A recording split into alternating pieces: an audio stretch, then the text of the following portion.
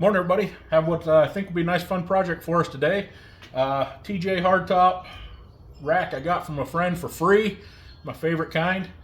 We're gonna mount this rack on the TJ top, and as you know, anybody that has a top like this, there's no interface for it. Barely got a little bit of drip edge here, and there's not much else. So we're going to have to drill the top. It's taken me a lot of years to come to the conclusion that we're going to go ahead and drill some holes in this top. If that bothers you, you may want to turn the video off now, because we are going to defile a nice pristine TJ top today with some holes in it. But the plan is to take some 1.5 inch, 1/8" strap, build a plate along here, drill, bolt it to the top, then take some 1.25 inch 16 gauge square. We'll build a rail, comes up like that, and this top will sit down, or this rack will sit down on it and bolt together. And as usual with my my plans or my ideas, I don't have any plans. Plans are for suckers. I don't know. We're just winging it. So if you're watching this, it must have worked. But we're just going to fly by the seat of our pants on this one. It's been stewing around in my brain for a little while here, and got some pretty cool ideas for it. Hopefully I can pull off those ideas, but stick around today and we'll see what happens. Okay, after a little bit of a fight with my chop saw this morning, finally got it up and running again. But got my strap cut here. You can see it's just going to contour to the shape of the top, no problem. And I've decided, looking at the underside and the top side, I'm going to use these ribs on both sides. And I'm going to come 1.5 inches off of this rib, front and back, and then I cut these to be about the same length as my strengthening ribs here, so this will match as far as length goes. So I'm going to line it up with the front, come off 1.5 inches, and then I'm going to use a woodworking trick. I'm going to use some double-sided tape to hold this contour, to stick it down and hold it to the contour of the top here, and then I'll use this as a template to build up from that. So that's the next step.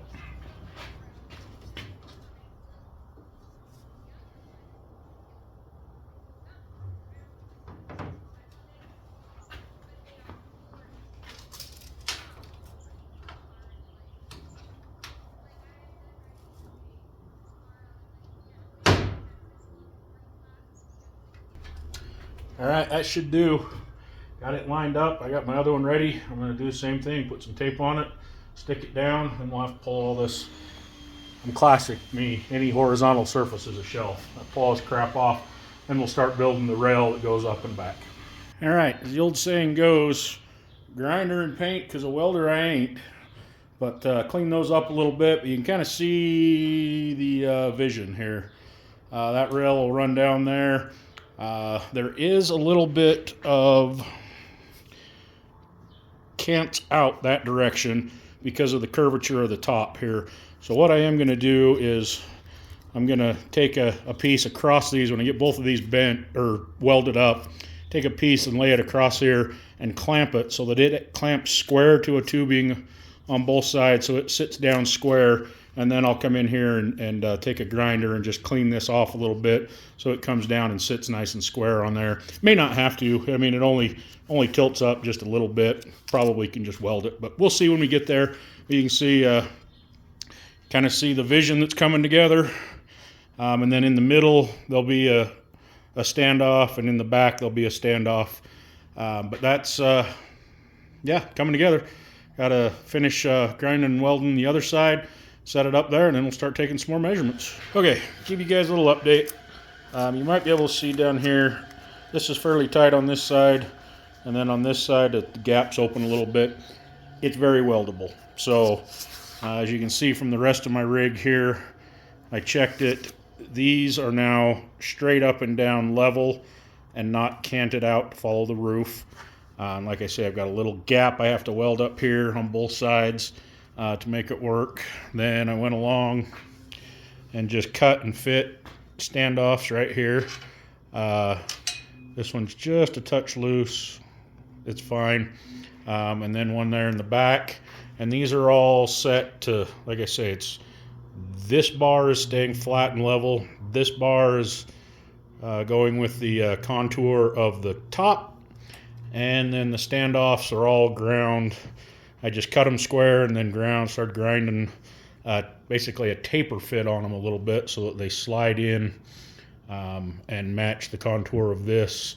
You can see there I didn't get that one perfect. I may take that one down just a little bit more, because as I push that down, I got a gap here in the back. But what I'm going to do is set up now and tack all this, and just tack it from here. Use the top as a fixture and just tack this one up, then go repeat the process on the other side. All right, folks, some progress being made. You can see what's happening there.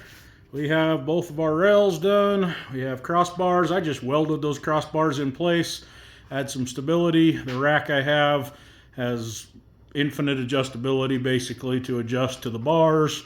So we got standoffs in a standoff in the back, standoff in the middle, a mitered 45-degree miter slope in the front to add a little style, I guess. You can see the other side just the same. I do have to decide where I'm going to cut these off back here. I've got some little caps to cap that off, so I got to decide where to cap that. But there you go. Kind of give you a little bit more of a view around here about what it looks like on that top. Shouldn't be too heavy. I haven't picked it up yet, but be heavier than the rack for sure, but or in the basket that's going on top of it. But kind of give you a little extra view around here. So the main part of the building is done on this. Still got a few waiting on some parts and pieces that need to come to make it so I can mount the rack on there, but that's done. I still haven't drilled any holes. And then underneath, I'm going to take another piece of this strap. There's a rib in the top underneath, right about here on the bottom side of the top. So I'm going to take another piece of this strap and cut a piece that's about that long, and it'll go underneath on the inside, and it'll bolt through and sandwich the top between a piece of this 1/8 on top and a piece on the bottom. I'll do that here, there, same thing in the back there, and same thing in the back here with a plate. I'm waiting on the stainless hardware. I ordered some stainless button head hardware to make it look a little nicer. But now I'm going to peel the carpet tape off of that. Everything's tacked well enough in place that I'm going to pull the carpet tape, pull it off, and spend the next little bit with the hot glue gun there, gluing her together all the way. So give you an update when next time I have it. All right, bring you guys in on what we got going on here this morning. Yesterday I did all the, got everything finished welded. Took about 15 minutes to weld and about 2 hours to grind. So today's lesson, practice your welding or else you'll be practicing your grinding. So, yeah, not a welder, but I have a welder. Anyway, got this flipped upside down. Been doing some degreasing so we can get it painted. But I wanted to show you kind of what I'm doing as far as the bracket, just the plates for inside. This is the back of the rack. It's backwards from what it was, but you see here I've got another piece of this 1.5 1/8 wall. Got 3 holes drilled in it. I went over the drill press, just marked those out, got them set real, where I wanted them. Now I've clamped it to the rack. I'm just going to use that as a template to drill the holes into the rack. So I'll have 3 bolts here in the rear section, and then the front section's a little longer, but basically there'll be a front section like that, and there's a gap right here. Talked about yesterday, there's a rib inside the TJ top that goes side to side. It sits right about where this middle standoff is, so it sits about right here. So this gives me some room to avoid that rib. But then we'll have 3 bolts. We're gonna have 6 bolts on each side. That's overkill, but just kind of, I don't know, a little bit for looks, a little bit for just safety margin for me, because I overkill everything. I decided to go with 6. These 2 here in the middle are basically redundant. They're just there to make sure the strap pulls down nice and flush along the top of the top. They don't really add a whole lot of strength to this whole situation. These holes that are closer to the standoffs, they're going to do the heavy lifting, if you will. But that's where we're at now. Just got this clamped with some vice grips. Got my drill. I'll drill these holes out. I've got 1/4 inch hardware, stainless hardware for this. So I'm using I don't know, whatever 32nd above quarter is. I'd give myself just a little bit of wiggle room. So we'll do that, get this drilled. Then time for the rubber to meet the road, where we go start drilling some holes in the top. Okay, the rack is out sitting on my trailer, getting painted right now. So let's take a minute and talk hardware. This is the basket that I got, rack that I got from my buddy. It's upside down right now, but this has kind of been the whole goal, was to mount this. That's where this whole project started.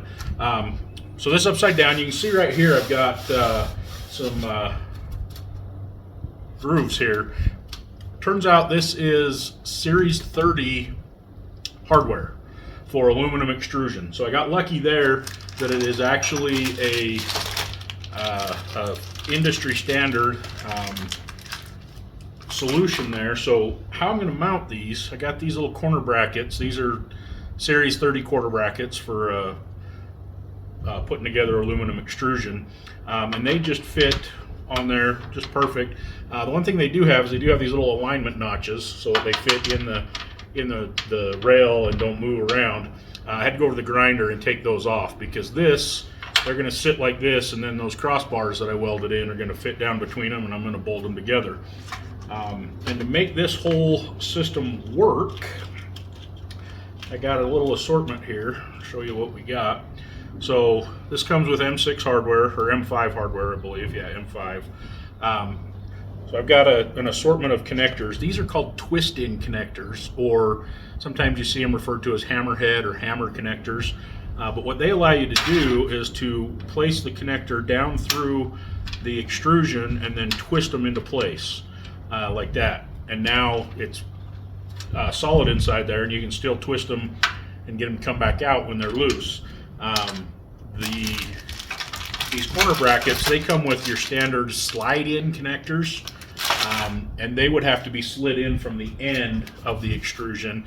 And on this particular rack, that is rather involved to take these caps off and slide the rails in. I was looking, there's screws, there's bolts, it was just more than I wanted to deal with. So I found these little hammerheads, and they work just perfect. They just slide down in there, and then they twist, and they fit in the kind of up in the groove and kind of index in place there.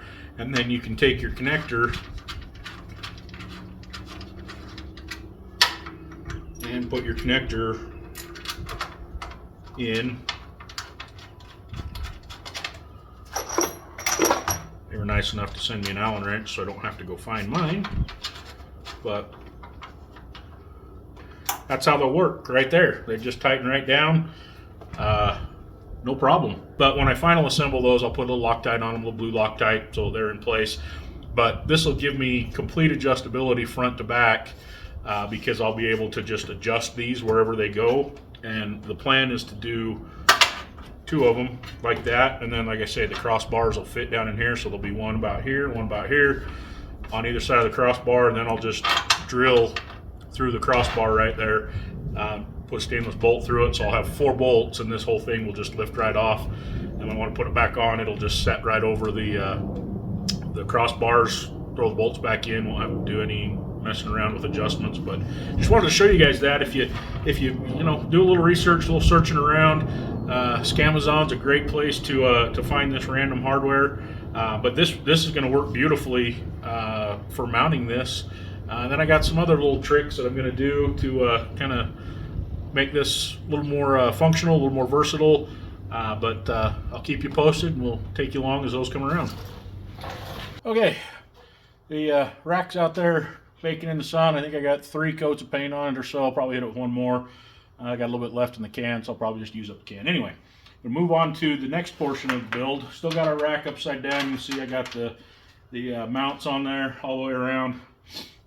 But now we're going to do something I think is kind of cool for this. This rack doesn't really have any tie downs on it, any place to put anything to tie down, any bungee cords or straps or anything. So we're going to add some. Went over to hardware store again while I was there, grabbed these eye bolts. They didn't have any actual stainless in 1/4 20, so I got these Hillman extra super duty corrosion resistant ones that should work okay, and they're black, so they look good. But what we're going to do is we're going to put a few of these into the side of the rack here. And to do that, I'm going to use nutserts. I got a bunch of 1/4 20 nutserts in my supplies over there. And of course, that one's got a messed up thread on it, but hopefully that'll chase it when we screw the nut off. Yeah.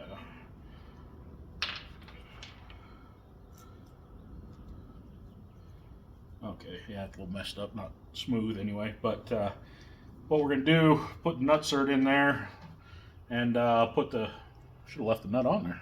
Genius.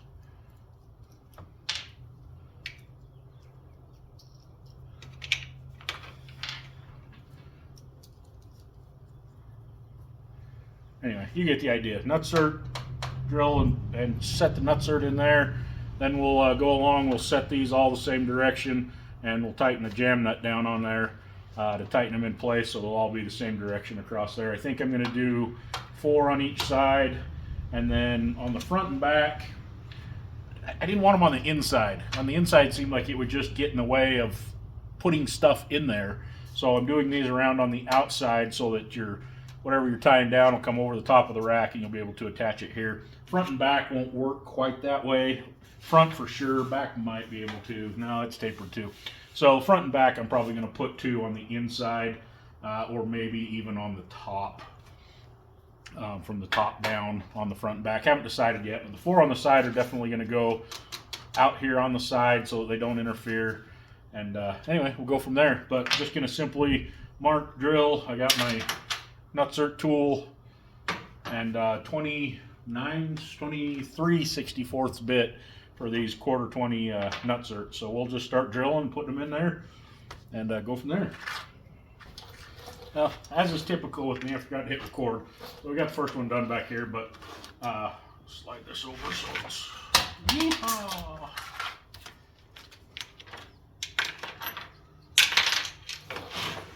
Slide this over so it's hanging off the edge just a little bit here so I can do this. But I'm just using my calipers, set it at a distance I wanted. Marked on here. I've ended up doing these every 12 inches along here. So give me 4 down this side. I think that'll work just perfect for what I'm doing. I'll do 4 down the other side, and then we'll do 2 in the front, 2 in the back. So we'll do that, and now I'll grab my center punch a hole on a mark.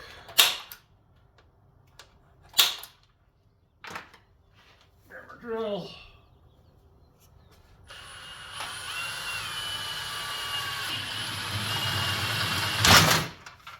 Yeehaw. Careful.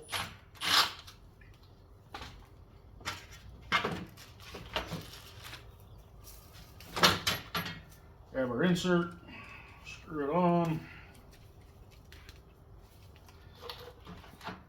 and set it in place. And I like to set it, screw it in just a little bit, and then give it just a little bit more, make sure it sets nice and solid in there. And you have to try to carefully back this out because it never wants to back out very good. There you go.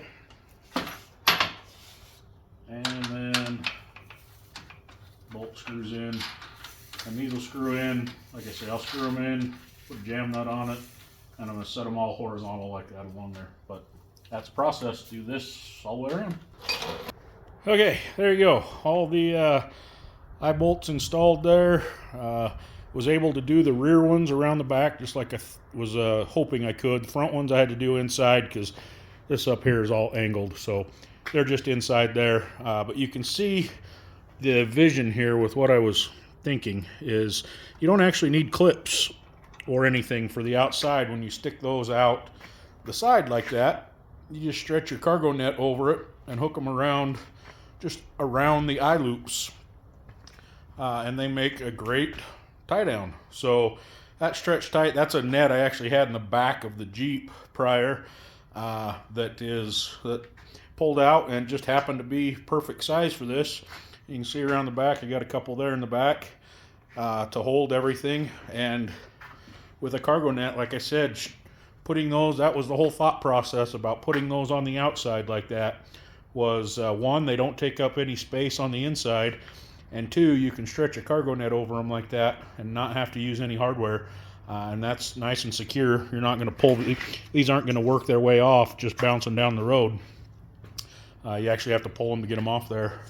I may turn them, they're horizontal now, I may turn them this way so it's a little more of a bump to get off. I haven't decided yet, we'll see.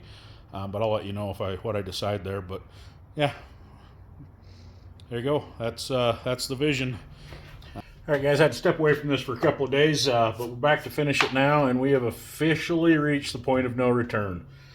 I've been putting off drilling the holes as long as I could to make sure everything else came together, and everything else came together, so it's time to drill holes. But putting it off is going to complicate things a little bit. As you get back here to these holes, I don't have a great way to mark them, so I'll show you what I came up with to mark those.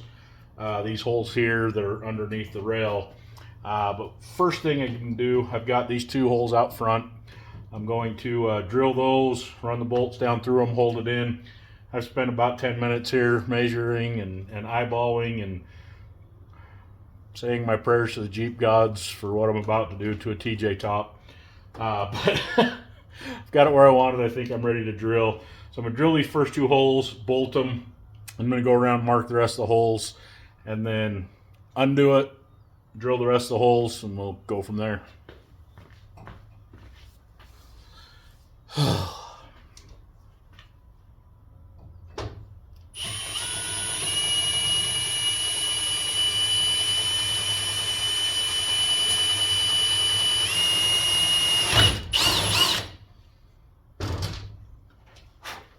Well, what's done is done.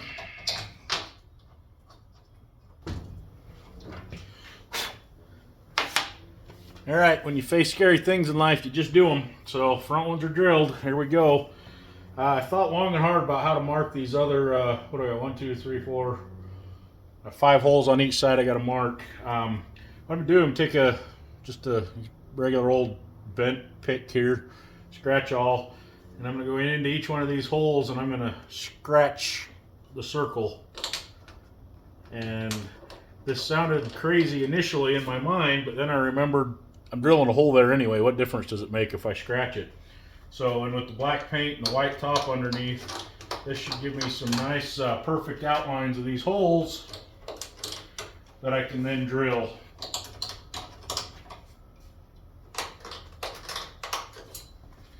All right, that side's marked. You can go mark the other side. All right, with them all marked, pull this off, drill the rest of the holes, and we'll go from there. All right, let me introduce you guys to butyl tape. If you've never seen this stuff, it's kind of a rubbery, gaskety type stuff. It's basically the stuff the automotive industry uses to seal holes when they drill holes and stuff, keep the water out. But it just comes in a tape. It's not an adhesive, it's a sealant, but it is tacky enough that it'll stick on here. So I'm going to run a full length strip the whole way along here, right over the holes. And I'm going to take just a knife and cut a little slit, little notch where every one of the holes, bolt holes is on both sides. I'll get this back up on there, get it adjusted, and start bolting it down.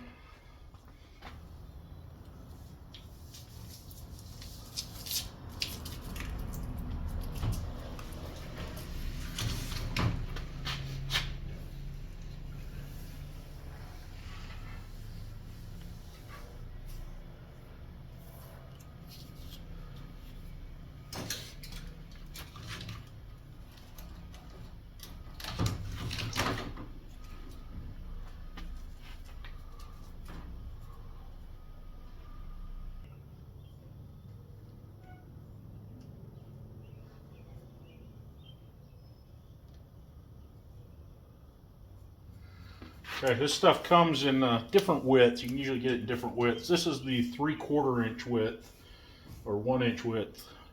1 inch width. I've got 1.5 inches here, but it's going to squeeze and ooze out. So you want it to be a little narrower than what you're working with. So this size worked out just about right. And as I'm putting it on there, wanting to make sure as I get to a bolt hole that I align that tape so that I split the distance on those bolt holes just perfect. And then it's just a simple matter of sticking it on there. So that side's done.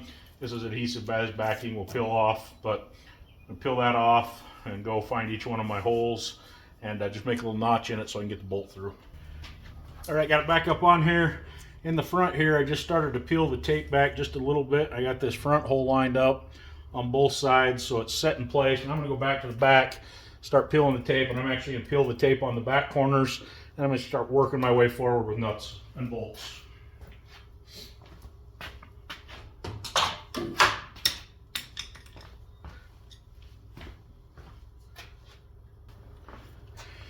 All right, all four corners are pegged, so we should be good. I'm just gonna start working my way up.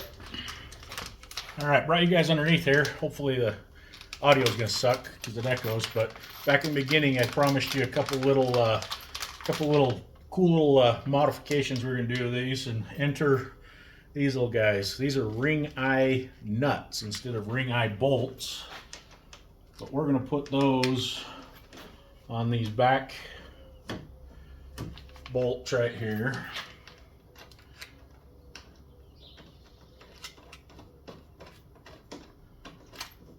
You can see my strips I cut just fit up there nice. Got 3 bolts in each one of them. But let me pop these ring eye nuts on these bolts here. Now those aren't tight, but doing this in real time, so hopefully this works. But enter my little cargo net that I found on old Scamazon. This is a 30 by 15 cargo net and some carabiners. And now we have attic storage for jackets, pillows, lightweight stuff that you're just sick of taking up space in the Jeep. Can now get stuffed up underneath here and held up in the top. I think this is going to be a great addition. This is going to stay in here all the time. This size seems to fit just perfect. So now tighten all these bolts down. One thing with tightening with the butyl tape, that all the instructions say tighten it a little bit, let it sit, come back, tighten it some more, because you want that tape to start compressing and oozing out, and you just tighten a little, let it sit, tighten a little, let it sit. So we're going to start that process. Definitely not going to take you long for that, but that's the next part here, is just tightening this down and getting that butyl tape to sit, and then we'll put it on the Jeep and show you the final product. All right, let's start wrapping this up. We're back in the back of the Jeep. Got the top on the Jeep, and we're looking in the back door. If you look up under here, you can see the loft storage, attic storage in action. It's a jacket and a blanket stretched up there, so you can kind of see how that works in there. Turned out really well. There is an issue with it though, and I always like to tell you guys when I have a problem. So the rear, well, you can't see that. There we go. The rear ring eye bolts on this work just fine, just how I intended. I showed you earlier. The front ones, however, I thought I had more clearance over top of the speaker pods than I do, and they hit. So easily remedied though. Let me take you around the front. I'll show you. All right, looking inside the driver's door, you can see right there, that's the front strap over top of the window. I moved the ring eye bolt up to there and then just ran a piece of paracord loop back. Right now it's still rigged kind of temporary because I was trying to get lengths and tension and all that kind of stuff. But kind of the bonus benefit of that is I can tension it a little bit. I'm not stuck with just the spacing of the ring eyes, but that I did have to do, and I did it that way so that when I take the top off, everything still goes with the top, including the attic space up there.